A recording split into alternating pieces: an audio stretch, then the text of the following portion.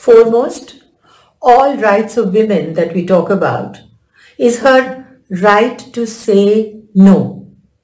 It establishes her autonomy and improves her quality of life and well-being. Women are often stereotyped. They are supposed to be simple, compliant, and hardworking. It is assumed she will bring dowry when she gets married and do all the cooking and look after her husband's house and parents. Her consent is simply taken for granted. Boys growing up in traditional houses are often overindulged, clearly given preference over the girl child. They are not taught to respect her as an individual and expect her to be subservient with no right to deny any of their demands, including her right to say no to their sexual overtures. Clearly, being a man is a cause of celebration in Indian society. And this could be one reason for the rising graph of sexual crimes. Not allowing a woman the right to say no is a gross violation of human rights. It needs intense gender sensitization as well as creating an enabling environment where women can be empowered women to say no. Women need autonomy to be free from violence.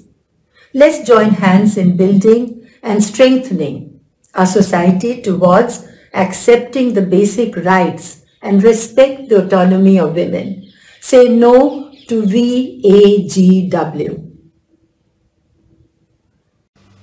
Domestic violence is top crime against women. Of the total 4.05 lakh crimes against women registered by the National Crime Records Bureau NCRB during 2019, 1.26 lakh, over 30% were that of domestic violence.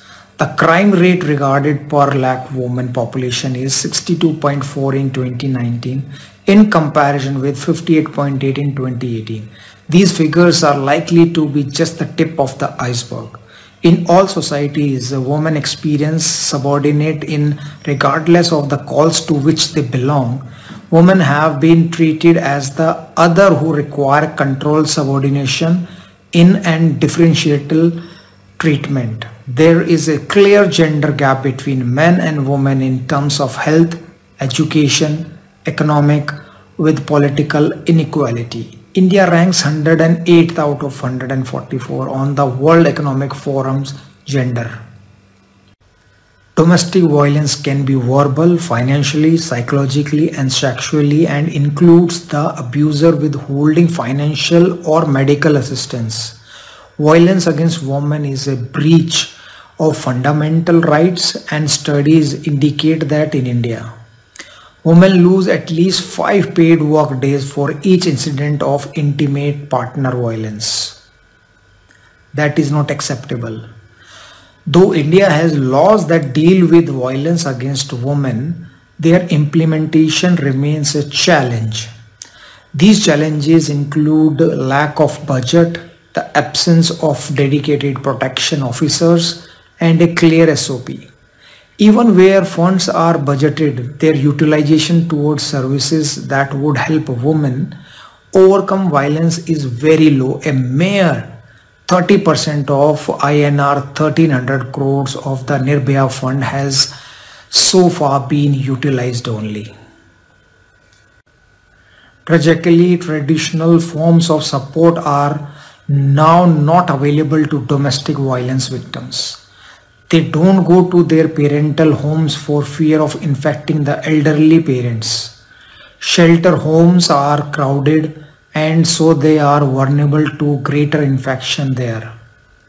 Hospitals do not have the space or time to look at domestic violence cases. Government must include measures to address gender-based violence, GBV, and child protection in COVID-19 response and recovery plans, and ensure that these are gender and age responsive and multi-sectorial. Girl and youth-led groups should be severely and meaningfully involved in the process of the plans and regularly assess and monitor the risk and prevalence of violence. As the world grapples with health crises of unparalleled magnitude, women are facing domestic violence crisis. We must collectively ensure women's safety and provide them shelter and relief during these difficult times. Let us join with the Foxy and have one voice, big voice, strong voice, no to violence against women and girls. Thank you very much.